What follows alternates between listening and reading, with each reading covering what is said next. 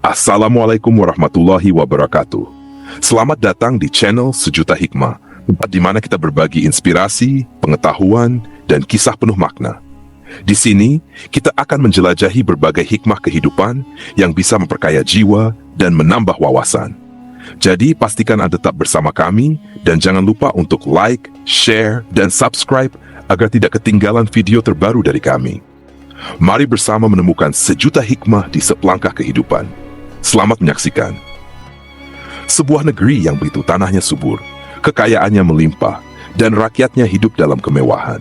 Namun, kesombongan mereka mengundang murka Tuhan, hingga akhirnya negeri ini hancur tanpa sisa. Inilah kisah tentang Ratu Balqis, seorang penguasa bijaksana yang menemukan cahaya Islam, dan tentang kehancuran negeri Sabah yang menjadi peringatan bagi kita semua. Apa yang sebenarnya terjadi?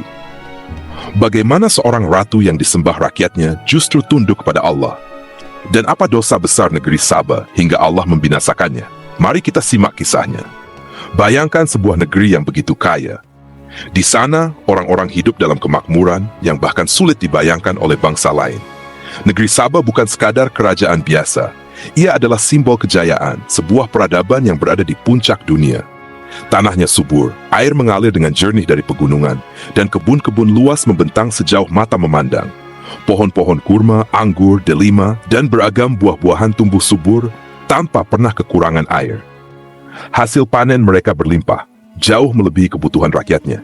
Kekayaan negeri ini begitu besar hingga mereka tak perlu bekerja keras untuk makan. Jalanan mereka dipenuhi dengan pedagang dari berbagai negeri. India, Persia, Mesir, bahkan negeri-negeri jauh yang tak disebutkan namanya. Kapal-kapal dagang berlabuh di pelabuhan mereka, membawa rempah-rempah, sutra, emas, dan berbagai komoditas berharga. Orang-orang Sabah hidup dalam kemewahan. Mereka tidur dalam istana-istana megah, beristirahat di tempat tidur empuk berlapis kain terbaik, dan mengenakan pakaian yang hanya bisa diimpikan oleh bangsa lain. Namun di balik semua itu, ada satu hal yang lebih besar dari kekayaan mereka: kesombongan. Orang-orang Sabah begitu bangga dengan kejayaan mereka. Mereka melihat negeri mereka dan berkata, "Inilah hasil kerja keras kami. Kami tidak butuh siapapun, tidak butuh Tuhan untuk memberikan rezeki. Kami sudah memiliki segalanya." Dan disitulah awal mula kehancuran mereka. Mereka menyembah matahari, meyakini bahwa cahayanya yang hangatlah yang memberi mereka kehidupan. Setiap pagi, saat matahari terbit, mereka bersujud dalam kekaguman, memuja sesuatu yang tak memiliki kuasa untuk menentukan nasib mereka. Mereka lupa bahwa air yang mengalir di sungai, hujan yang turun menyuburkan tanah, angin yang membawa kesejukan di siang hari, semua itu bukanlah hasil dari matahari.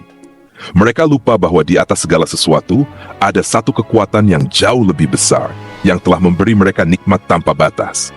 Dan ketika manusia mulai merasa bahwa ia tak lagi membutuhkan Tuhan, itulah saat di mana kehancuran mulai mendekat. Orang-orang Sabah merasa aman. Mereka pikir negeri mereka akan tetap seperti itu selamanya. Tapi mereka tidak tahu bahwa stigmat yang tidak disyukuri pada akhirnya akan diambil kembali. Di tengah kemegahan negeri Sabah, ada seorang wanita yang namanya dipuja oleh rakyatnya. Dialah Ratu Balqis, seorang pemimpin yang tak hanya cantik dan anggun, tetapi juga bijaksana dan penuh wibawa. Balqis bukan ratu biasa. Ia memerintah dengan kecerdasan yang luar biasa, membawa kedamaian dan kesejahteraan bagi rakyatnya. Setiap keputusan yang ia buat selalu penuh perhitungan, setiap kebijakan yang ia tetapkan selalu membawa manfaat bagi negeri. Di dalam istananya yang megah, para penasihatnya berbaris dengan penuh hormat, menunggu kebijaksanaan yang akan keluar dari bibir sang ratu. Para bangsawan tunduk di hadapannya, rakyat jelata memujanya, dan bahkan musuh-musuhnya segan untuk menantangnya. Namun, meskipun ia begitu berkuasa, ada satu hal yang tak pernah ia pertanyakan selama ini: kepercayaannya. Seperti rakyatnya, Balqis menyembah matahari. Setiap pagi, ia berdiri di balkon istananya, memandang cakrawala, dan menyaksikan matahari terbit dengan penuh kekaguman.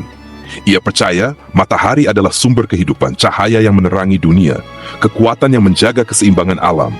Dan seperti leluhurnya, ia bersujud padanya.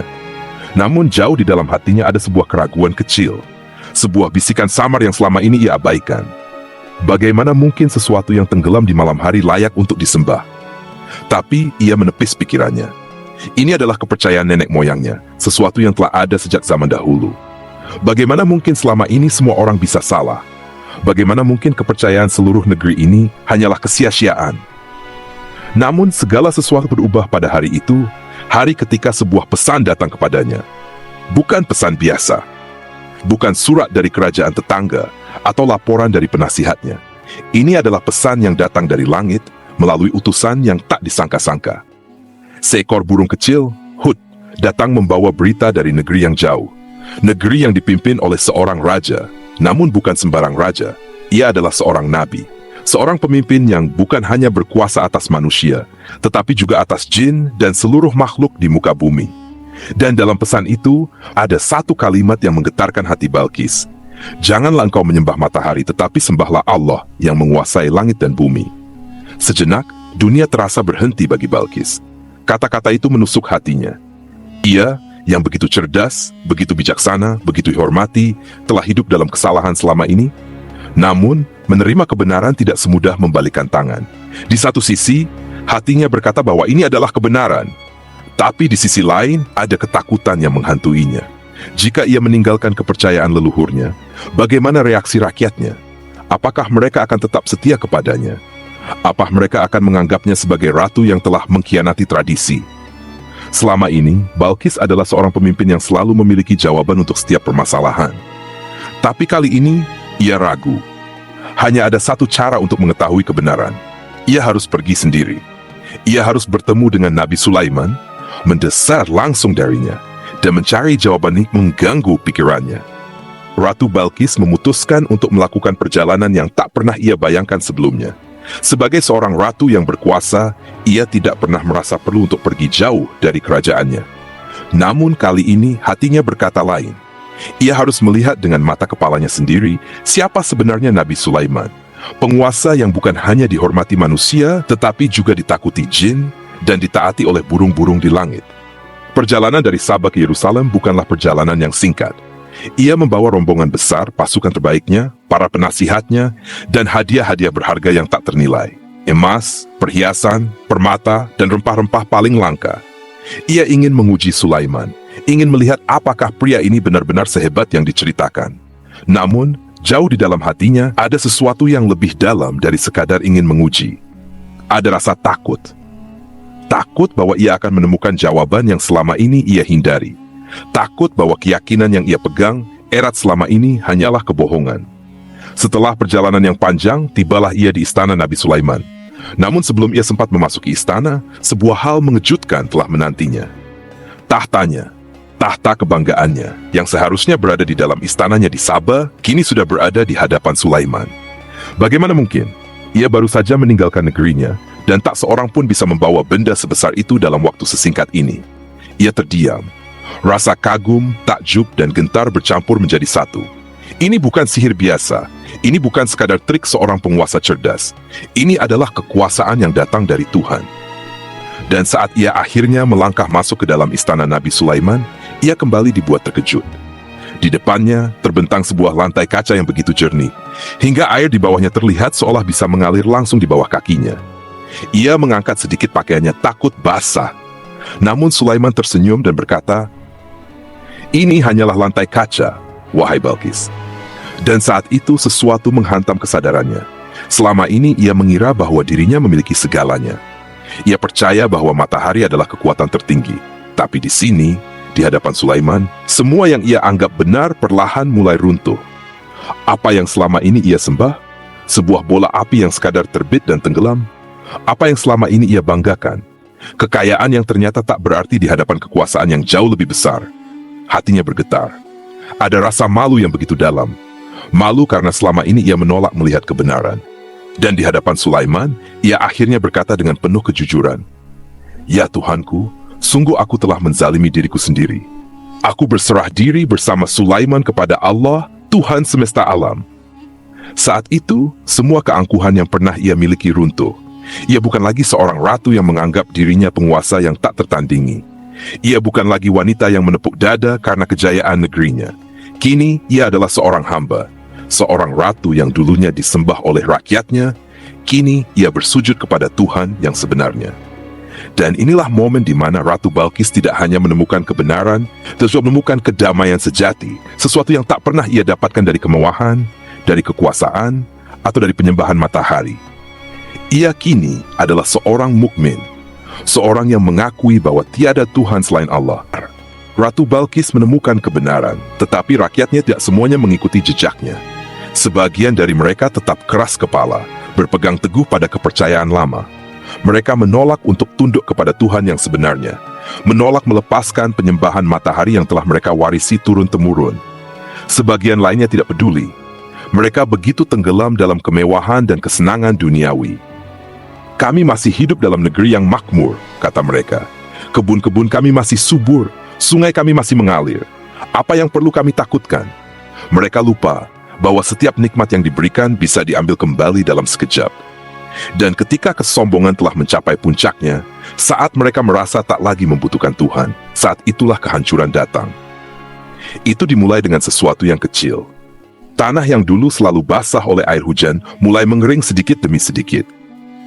Daun-daun yang hijau perlahan berubah menjadi kuning, lalu jatuh satu persatu ke tanah. Sungai yang dulu deras kini surut perlahan. Namun rakyat Sabah masih belum sadar. Ini hanya kemarau sementara, kata mereka. Segera hujan akan turun kembali dan semuanya akan seperti biasa. Tapi hujan yang mereka tunggu tak pernah datang. Dan kemudian, langit yang mereka harapkan membawa kesejukan malah menjadi pertanda kehancuran. Awan-awan gelap berkumpul di atas negeri mereka, bukan dengan kesejukan, tetapi dengan ancaman. Angin mulai bertiup lebih kencang dari biasanya, membawa aroma tanah yang kering dan pahit. Lalu datanglah air, bukan dalam bentuk hujan yang memberi kehidupan, tetapi dalam bentuk banjir yang membawa kehancuran. Air meluap dari pegunungan, menggulung seperti ombak besar yang tak bisa dihentikan. Sungai yang dulu menjadi sumber kehidupan mereka, kini berubah menjadi monster yang menelan segalanya. Malam itu, orang-orang terbangun oleh suara yang menakutkan. Denting perabotan hancur, teriakan anak-anak, gemuruh air yang datang semakin dekat. Mereka berlari keluar rumah, hanya untuk melihat dinding air raksasa yang datang dengan kecepatan yang mustahil untuk dihindari. Orang-orang berpegangan pada apapun yang mereka bisa. Mereka memanjat pohon, mendaki ke tempat yang lebih tinggi, tetapi sia-sia. Rumah-rumah mereka yang megah hancur dalam sekejap. Kebun-kebun yang dulu menjadi kebanggaan mereka lenyap dalam hitungan jam. Air tidak memilih. Ia membawa semua yang dilewatinya. Hewan, manusia, bangunan, kehidupan. Saat fajar tiba, yang tersisa hanyalah kehancuran. Tidak ada lagi kebun hijau yang membentang di kiri dan kanan. Tidak ada lagi rumah-rumah megah yang berdiri kokoh. Yang tersisa hanyalah tanah yang kering dan gersang. Mereka yang selamat berdiri di atas reruntuhan. Mata mereka kosong. Hati mereka dipenuhi penyesalan. Mereka telah diberi kesempatan. Mereka telah melihat bagaimana Ratu Balkis menerima kebenaran. Mereka telah diperingatkan untuk meninggalkan penyembahan matahari. Tetapi mereka memilih untuk menutup mata dan menutup hati. Dan kini mereka menyadari bahwa nikmat yang tidak disyukuri akan menjadi kutukan. Bahwa kesombongan hanya akan membawa kehancuran. Bahwa negeri yang begitu makmur, yang dulu mereka pikir tidak akan pernah jatuh, kini hanya tinggal nama dan menzalimi hambanya. Tetapi manusialah yang menzalimi diri mereka sendiri. Dan Sabah adalah bukti bahwa kemegahan dunia tak berarti apa-apa tanpa keimanan. Kisah Ratu Balkis dan negeri Sabah bukan sekadar lembaran sejarah yang terlupakan. Ini adalah pengingat bagi kita semua bahwa kekuasaan, harta, dan kejayaan dunia tidak akan berarti apa-apa jika kita tidak bersyukur kepada Allah. Allah Maha Pemberi, tetapi Dia juga Maha Mengambil. Segala nikmat yang dimiliki manusia bisa lenyap dalam sekejap jika tidak disyukuri. Jangan sampai kita mengulangi kesalahan mereka, terbuai dalam kemewahan hingga melupakan Sang Pencipta. Semoga kisah ini menjadi pelajaran berharga bagi kita semua. Jika kamu merasa terinspirasi, jangan lupa untuk like, share, dan subscribe agar lebih banyak orang bisa mengambil hikmah dari cerita ini. Sampai jumpa di video berikutnya.